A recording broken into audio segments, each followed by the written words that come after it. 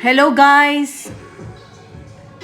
In this video, I'm going to show you some clever ways to use your orange peel.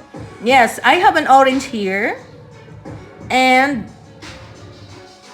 I'm craving, so I'm going to open it and we'll eat it.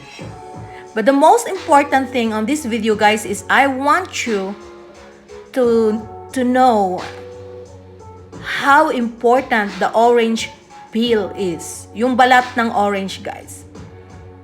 So, tanggalin muna natin yung laman.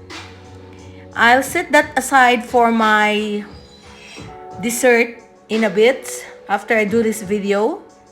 Now, I'm going to show you the importance of this orange peel. Yes, guys. So, the orange peel is less well known, being rich in several nutrients, including fiber, vitamin C, and plant compounds like polyphenols. In fact, guys, just 1 tablespoon or 6 grams of orange peel provides 14% of the daily value of vitamin C, nearly 3 times more than the inner fruit. So, yeah. Conserve your orange peel. Don't throw it.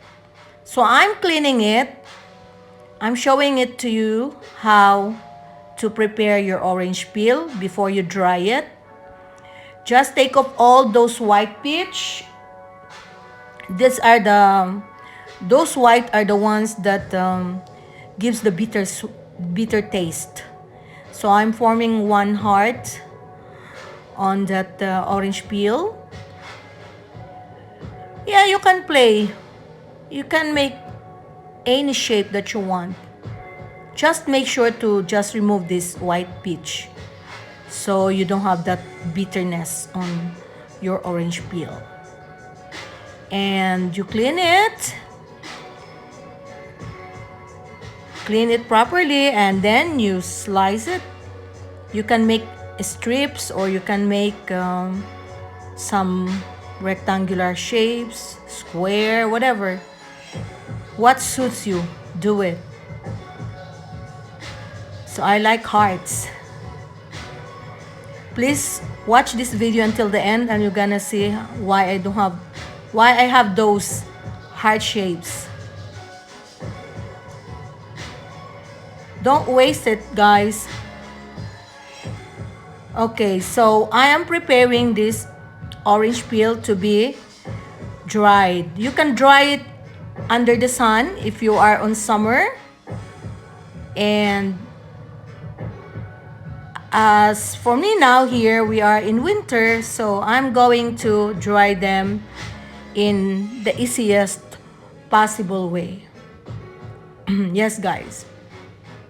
So let's just finish cleaning all our orange peels. And we put it in a pan. Oh, by the way, we can also dry it over the fire, but it must be very, very low heat. But what I'm going to do now is I'm going to dry it in the pan, in the oven.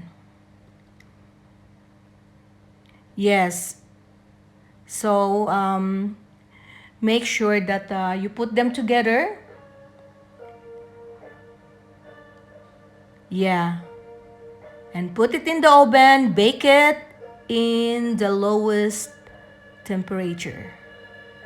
So turn your oven into the lowest temperature.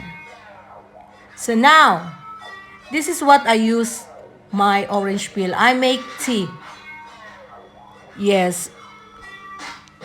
Try it, guys. It's a very good drink. So I drink it in a tea. I can drink it like as it is. Or you can mix your favorite tea. So when you put your orange peels, you can put the dried ones or you can put the fresh ones. It doesn't matter we dry it so we can store it for a longer, usage. So we can preserve it. Now, I can drink it as it is, or I can mix it with my green tea.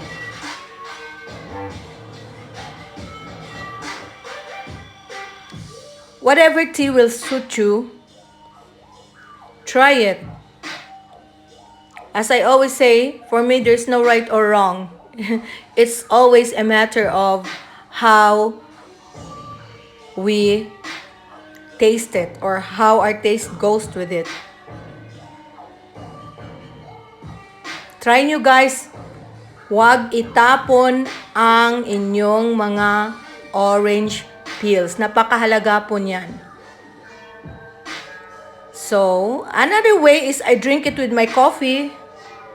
I can boil it with my black coffee beans, or I can just put it with my Nescafe. So there, from the oven, they look like this. Yeah, and I'll take them out from the oven, let it cool, and pack them. I do not throw the orange peels. Thank you for watching, guys. Have a grand day every day.